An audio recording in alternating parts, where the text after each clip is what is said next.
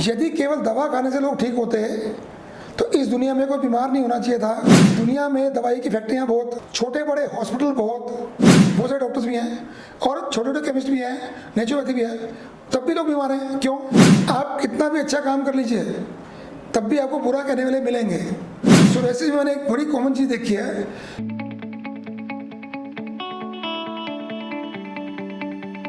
नमस्कार आप सभी को, नमस्कार मैं ऋषि चरक को, जिनके कारण से आज आयुर्वेद हम सबके बीच में विद्यमान है। मैं ऋषि चरक के पहले ऋषि थे जिन्होंने पूरे शास्त्र को लिपिबद्ध किया, यानी कि उसको बुक का रूप दिया। तो चरक संहिता हमारी एक बिल्कुल प्रसिद्ध बुक है जिससे हम अपना ज्ञान प्राप्त करते हैं। तो आज का विषय है कि तनाव का सोरेसिस में क्या रोल है। ये तो आप मान के चलिए कि जब किसी व्यक्ति को तनाव रहता है, वो किस कारण से रहता है? जब नेगेटिविटी ज़्यादा बढ़ती है जीवन में तो तनाव होना शुरू होता है। जब आदमी सोचना ज़्यादा शुरू करता है और एक्शन कम करना शुरू करता है तो तनाव बढ़ता है।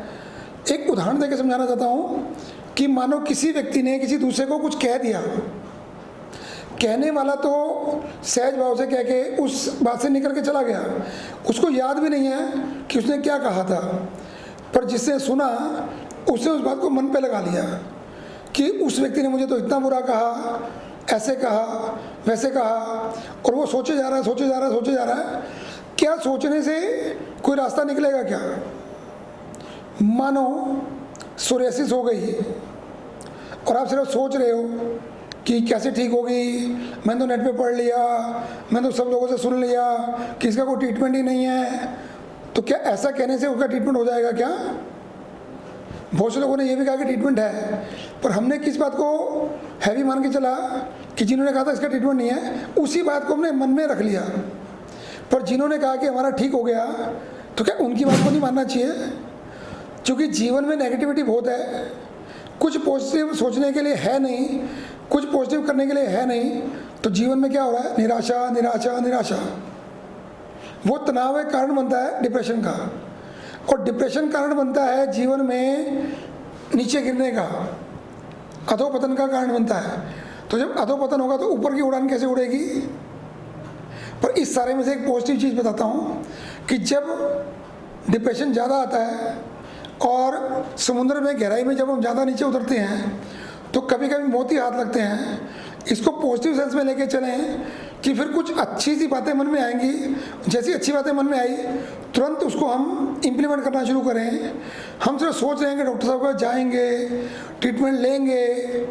वो मैं नहीं कह रहा आप मेरे से ट्रीटमेंट लें, आप किसी के पास भी जाएं, संपूर्ण भरोसे के साथ जाएं, उनके बारे में पूरी जानकारी लेके जाएं कि उनका ट्रीटमेंट का ढंग क्या है, हाउ इट ट्रीट्स, किन दवाइयों से वो ट्रीट करते हैं आपको, क्या आपकी हिस्ट्री डिटेल में लेते हैं कि नहीं लेते हैं, क्या आपके मन की बात सुनते हैं कि नहीं सुनते हैं आपसे।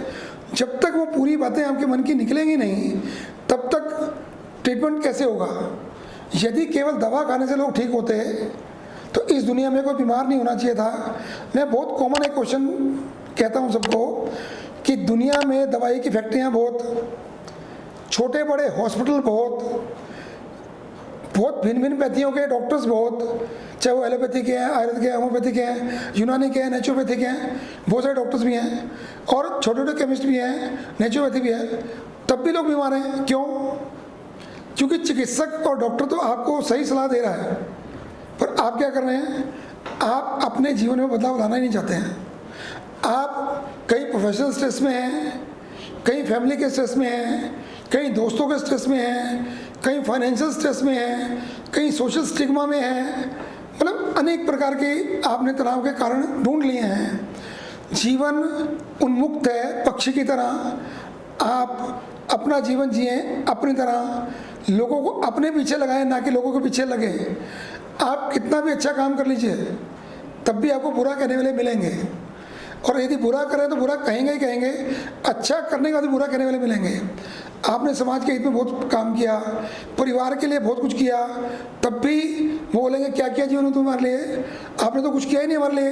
तो इस तरह की जब बात सुनने को मिलती है तो ये मानना चाहिए कि ये दुनिया तो ऐसी है, इस दुनिया को क्या कहना, हमें कुछ कहना ही नहीं उनको, हमको सिर्फ अपना करना, करके कुएं में डालना, यानी नेकी करना और कुएं में डालना। उससे ये उम्मीद नहीं करें कि मुझे वापस में कुछ मिलेगा, मिले तो बहुत अच्छी खुशी मिलती है, नहीं तो प्रभु को ये कह के कहना कि जैसी आपकी इच्छा। मैंने अपना कर्म किया, सामने वाला अपना कर्म कर रहा है।